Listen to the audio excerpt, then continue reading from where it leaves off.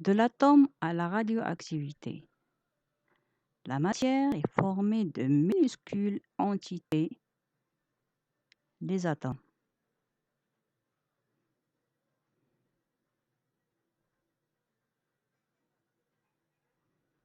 Un atome est constitué d'un noyau autour duquel gravitent des électrons.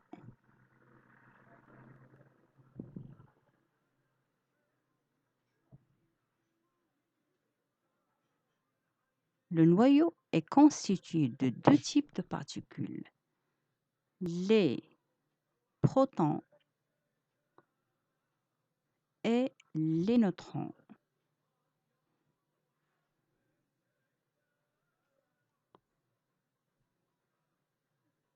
Les neutrons et les protons sont collés les uns aux autres grâce à une force de cohésion appelée interaction nucléaire, qui est généralement suffisante pour les maintenir ensemble. On dit alors du noyau qu'il est stable.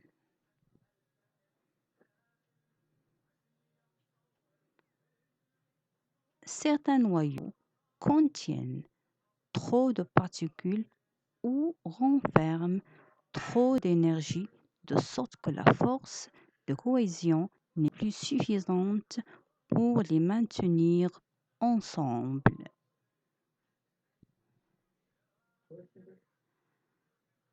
Les noyaux sont alors instables. Un noyau instable finit par libérer son trop-plein d'énergie en imitant un rayonnement ou des rayonnements. C'est ce phénomène de désintégration que l'on appelle radioactivité.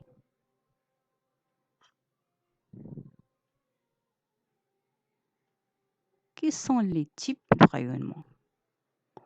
Au moment de la désintégration d'un noyau, celui-ci libère différents types de rayonnement, alpha, bêta et gamma. À chacun de ces rayonnements correspond une forme de radioactivité.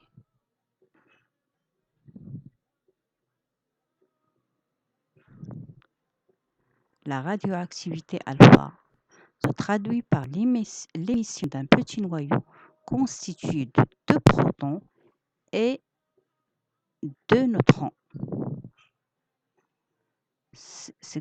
On l'appelle particule alpha.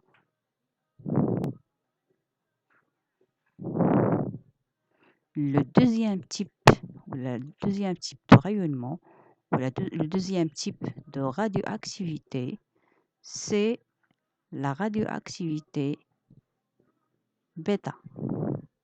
La radioactivité bêta correspond à la transformation dans le noyau d'un neutron en proton ou bien d'un proton en un neutron. Cette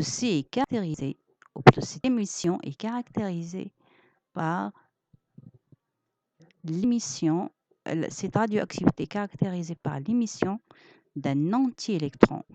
C'est une particule qui est de même masse que l'électron, mais elle est chargée positivement.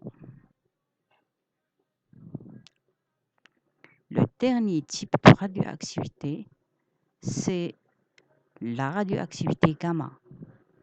Celle-ci se traduit par l'émission d'une onde électromagnétique de haute énergie, sans émission de particules.